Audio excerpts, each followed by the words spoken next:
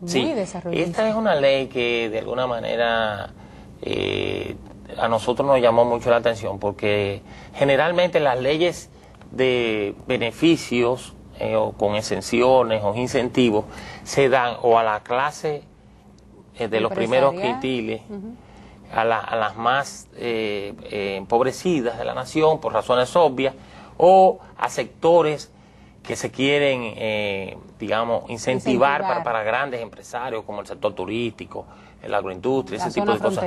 Porque es un, sí, pero son para grandes empresarios que inviertan en esas áreas. Esta es una de las pocas leyes que beneficia a la clase media, que generalmente en esta lucha, digamos, es golpeada. La que carga más peso. Exactamente. Ciertamente esta ley va a beneficiar grandemente en una cosa muy sensible en el presupuesto, digamos, de un asalariado, que son los gastos educativos. No, y vital, porque tú no puedes reducirlos. O sea, si quieres dar una buena formación a tu familia, es importante invertir en educación. Claro, entonces con esta ley se permitirá que la ciudadanía pueda, con un procedimiento sencillo, pedirle los números de comprobantes fiscales a su colegio o a su universidad donde esté realizando el gasto educativo, registrarse en la DGI en una página que tenemos, con un portal específico con todas las instrucciones muy detalladas, en un lenguaje llano. Con un lenguaje llano que la gente va a poder seguir paso por paso. Primero, regístrese.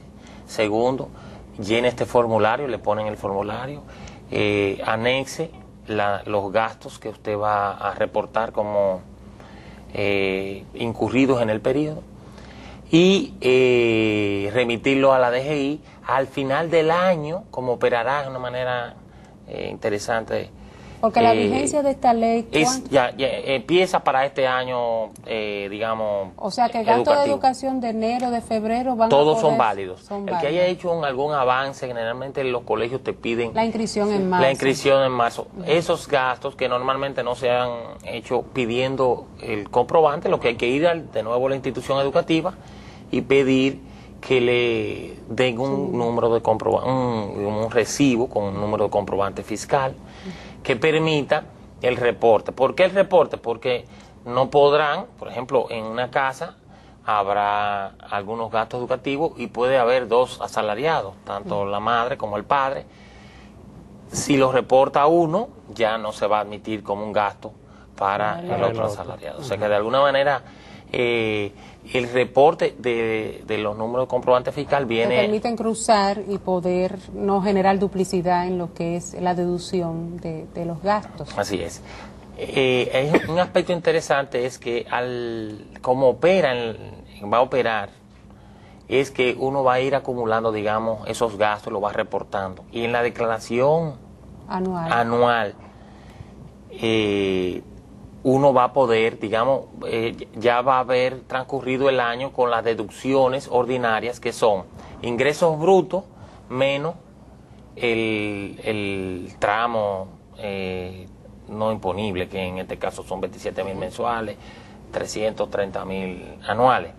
Si tenemos un ciudadano que tiene, por ejemplo, un ingreso de 1.200.000 pesos al año, 100.000 mensuales, para poner un número redondo, ese ciudadano va a deducir 330.000, le quedarán 900.000, 850.000 pesos como base imponible.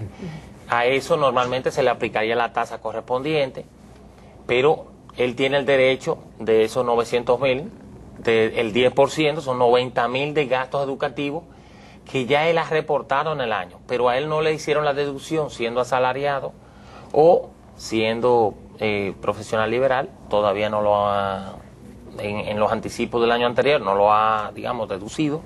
Entonces, ahí se liquida como es un ingreso que, digamos, en una declaración, unos gastos que no lo habían deducido de su retención ordinaria, el empleador tiene derecho, le va a generar un saldo, porque ese nuevo, digamos, esa deducción, un saldo a su favor, y el empleador tiene el derecho de hacerle un cheque inmediatamente ahí en marzo y compensar con su declaración de las otras retenciones que tiene ese cheque que sustentando esos gastos educativos le tuvo que reembolsar al trabajador por concepto de que hizo durante el curso del año retenciones, digamos, adicionales a las que en teoría debía haberle hecho. Qué interesante. Pero es interesante porque no es sino hasta el final del año cuando se sabe el total de los gastos que va a poder aplicar. O sea, no habría otra manera de hacerlo sino al final del ejercicio fiscal.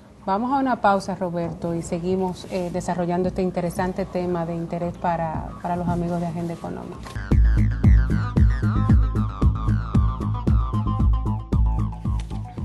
Bien, estamos de regreso con su agenda económica del día de hoy. Hoy nos estamos concentrando en la ley 179-09, la que contempla la deducción de los gastos educativos. Es interesante porque tenemos a una de las personas más indicadas para explicarnos un poquito todo el mecanismo en los distintos casos, que es el subdirector de la Dirección General de Impuestos Internos, Roberto Rodríguez, a cargo además del Departamento Jurídico de la DGI.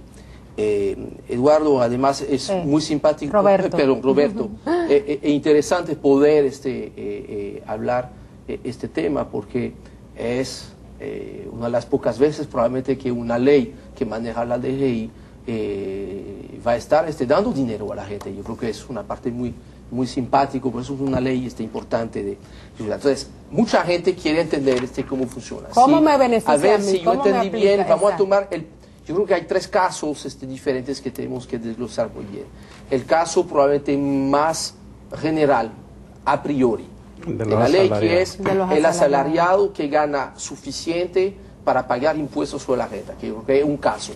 Hay un segundo caso a tomar que es muy importante y muy positivo, tan positivo que se ha incorporado también a los que quizás más lo necesitan como ayuda, que son los asalariados que no ganan lo suficiente para pagar impuestos sobre la renta, no han sido olvidados, están contemplados también en este mecanismo a que no pagan impuestos sobre la renta. Y el tercer caso que son los profesionales. Vamos a ver el primer caso. Un asalariado que gana lo suficiente para pagar impuestos sobre la renta.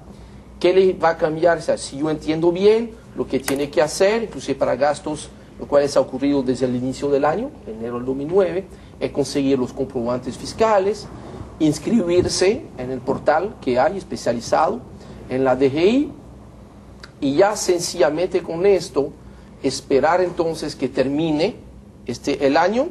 Ahí yo me imagino que la plataforma tecnológica que tienen va a estar comprobando que los comprobantes están, etcétera, etcétera, etcétera, y que entonces cuando en marzo, ¿verdad?, se va a hacer el cierre, las declaraciones también de las empresas, lo que se le ha deducido durante el año, porque no se le va a cambiar nada por ahora, él va a seguir teniendo la misma deducción en sus salarios, y depende de que esté pagando o no colegios.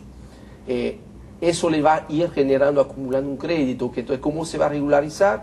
En marzo, la empresa le va a hacer un cheque directamente, eso es que la empresa no tiene que cambiar su sistema de retención en la fuente ni nada, solamente va a recibir un informe de la DGI que va a decir, mira, fulano de tal, le tiene que sacar un pago de tanto, va a hacer este pago y eso a su vez a la empresa le va a permitir recuperar este dinero a través de una compensación de otros impuestos. Así funciona el sistema para los asalariados que ganan suficiente dinero para pagar impuestos sobre la renta. Sí, ahí el esfuerzo mayor va a ser registrarse como un usuario, digamos, de esta ley. O sea, una responsabilidad individual, no la empresa tiene que hacerlo por ti, es una responsabilidad individual. Lógicamente las empresas van a ayudar porque su departamento de personal van a tener más experiencia.